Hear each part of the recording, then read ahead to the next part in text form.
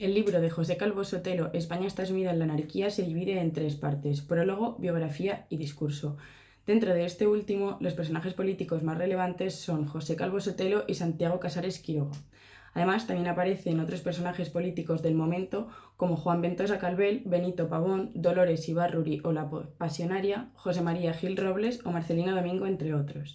Nos encontramos en España, en el contexto de la Segunda República, más concretamente en 1936, momentos antes de la Guerra Civil Española y de la dictadura franquista. Durante los años de la Segunda República se vivió un auténtico desorden público, el cual se convirtió en una de las grandes críticas de la derecha hacia el régimen republicano. Es por ello que José Calvo Sotelo insistió en la denuncia a estos actos violentos y de alteración del orden público. El prólogo, escrito por Agapito Maestre, recuerda por un lado que ante los grandes problemas de un país la solución no es mediar entre los discrepantes, sino hallar un consenso entre todos para restablecer el orden. Por otro lado, afirmaba que la mayor inmoralidad que puede cometer un político es la de negar lo que está sucediendo. Para concluir, afirmaba que el gobierno del Frente Popular siempre cargaría con la responsabilidad tanto intelectual como moral del asesinato de José Calvo Sotelo. A partir de ahora, la biografía nos introduce un poco más en la vida del político. José Calvo Sotelo nació en Tui, Pontevedra, en 1893. Fue un firme partidario de la monarquía, además de un destacado dirigente político durante la dictadura de Primo de Rivera, en la que ejerció primero como director general de la Administración y más tarde como ministro de Hacienda. Durante la Segunda República fue uno de los principales líderes de la derecha española, pero poco a poco fue adoptando posiciones más radicales y autoritarias hasta el punto en el que él mismo se llegó a considerar fascista. Sus discursos y su asesinato en 1936 lo convirtieron en un referente para la simbología franquista. Primo de Rivera no tenía un plan de actuación programado para su régimen, a pesar de expresar su carácter autoritario, españolista y católico, pero uno de sus compromisos fue la regeneración política y la eliminación de las prácticas caciquiles. Así pues, Calvo Sotelo fue el encargado de llevar a cabo algunas de las reformas. Impulsó ciertas innovaciones, como el cargo de delegado gubernativo, pero sin duda lo más importante de su gestión fue la creación de un estatuto provincial y sobre todo de un estatuto municipal. Este último tenía un carácter descentralizador, ya que ampliaba las competencias de los ayuntamientos, además de un contenido democratizador por introducir la necesidad de reunir 2/3 de los concejales elegidos por sufragio universal. Pero todos estos buenos propósitos no se llevaron a la práctica debido a que no existieron convocatorias electorales y los alcaldes y concejales fueron finalmente elegidos por el gobierno, al igual que ocurrió más tarde con el Estatuto Provincial.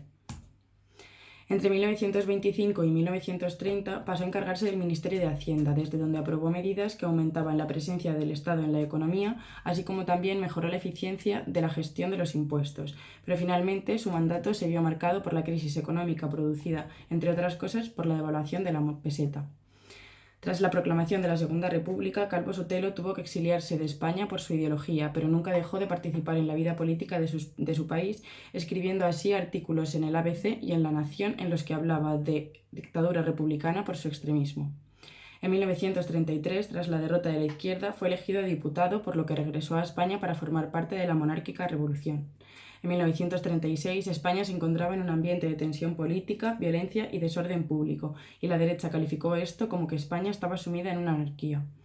Es por esto que Calvo Sotelo adoptó una postura cercana al fascismo y protagonizó diversos incidentes políticos, como el enfrentamiento en el Parlamento con el presidente Casares Quiroga. En su discurso político del 16 de junio de 1936, referenciaba en primer lugar el desorden público y el tiempo que había dedicado a hablar de él y de buscar una solución, asegurando además que los partidos y sus propagandas eran el principal motivo de este y por ello el gobierno carecía de autoridad. Culpaba la mistificación como otro de los motivos del desorden, tanto por la derecha como por la izquierda, y afirmaba que cada uno de ellos había sido elegido por otro bando y que España no podía ser eso, no podía sumirse en una anarquía. Se declaraba también en su discurso fascista si apoyar un Estado integrador que administrase la justicia económica y que decidiera sobre la vida política con plena autoridad era lo que estaba considerado como fascismo. Respondía también al presidente del Consejo, Casares Quiroga, ante la otorgación de la responsabilidad de cualquier incidente que tuviera lugar en los días próximos, añadiendo que se haría responsable de cualquier acto cometido, ya participase en él o no, y siempre que estuvieran movidos por la gloria de España. Así pues, Calvo Sotelo fue, al final de su vida política, un claro defensor del ejército como elemento vertebrador de la sociedad, de la monarquía y, tal como asegura él mismo, del fascismo, y así llamaban a su ideología.